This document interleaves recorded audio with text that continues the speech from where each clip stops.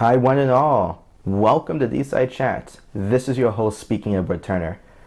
Today, we're going to talk about which IDE that you should use if you're going to be successful in data scientist if you're using the programming language Python. Before we continue, I just want to remind everyone, please to subscribe to the channel and to like the video.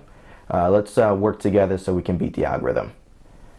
Now, as you're creating your data science methodologies, you're going to look for a way to, one, organize your code, two, integrate with maybe your favorite VCS, version control system, and then three, you want to be able to gain insights about the code you're even developing to begin with. Now, this is where an IDE comes into play. An IDE, or an integrated development environment, enables you to organize your code. It provides integrations to your favorite tools such as a VCS, and it also gives you insights into the code that you're developing. Today we're going to talk about, again, IDEs that are specific to Python. Now we can talk about IDEs for R and Scala, the other two programming languages that we discussed in another video, which is titled "Which Programming Language Should You Use as a Data Scientist?" So if you are interested into learning more about that, just go over to that video, pause this one, go to that one, and just simply press play and then start watching. Those languages, the IDEs for those languages, we're going to cover in another video. So please stay tuned so that you can actually see that and see what IDEs are available for the other languages that we actually care about. So to get started, let's talk about IDEs for Python. Now, there are three overall IDEs you can use for Python. There's PyCharm, Spider, and VS Code. Now, what's PyCharm? PyCharm is an IDE that was developed by JetBrains and is specifically designed for Python development. PyCharm offers integrations into VCS like Git, maybe your favorite version control system. PyCharm also sends warnings and reminders to make sure that you're coding in such a way that actually mirrors the standards of Python development.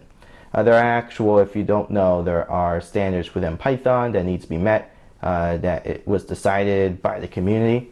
And so if you want to be part of that community, you want to be able to really develop code that mirrors what the community is shooting for, PyCharm is going to help you be able to follow those rules. And so that if you're interested in that, that might be something that you would want. One of my favorite features of PyCharm is actually the ability to provide documentation of your code as you're hovering over it. So any custom functions, modules, or classes that you develop within Python, if you hover over it, they'll tell you where it was created, where are the arguments, and if you follow type annotations and you follow that particular that particular coding style, you're actually able to also see what types for those parameters, for those functions or those classes that you need to pass in. So that way you actually can, when you're using the code, you actually can pass in the right parameters so you're not confused. And this is really useful for big projects that are developed by multiple different people. You can kind of actually understand a little bit more so how to work with that. And be able to make sure that you're coding in a way that doesn't break, what your coworkers are developing.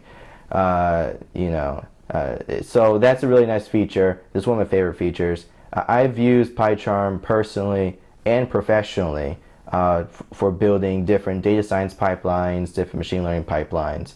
I've actually even built it to make some Twitter bots, and so that's something that you can use if you're interested in stuff like that. But you actually can use PyCharm to really do anything that is Python centric. So this is the first choice we can consider, PyCharm. Spider. This IDE was developed by as part of the Endicott distribution for Python. Spider is more interactive than PyCharm and allows you to run sections of your code as standalone scripts. So this makes it very easy to quickly test and validate your code without having to open up the Python interpreter, import your functions or classes, or creating scripts for ad hoc testing. This IDE also features VCS integration.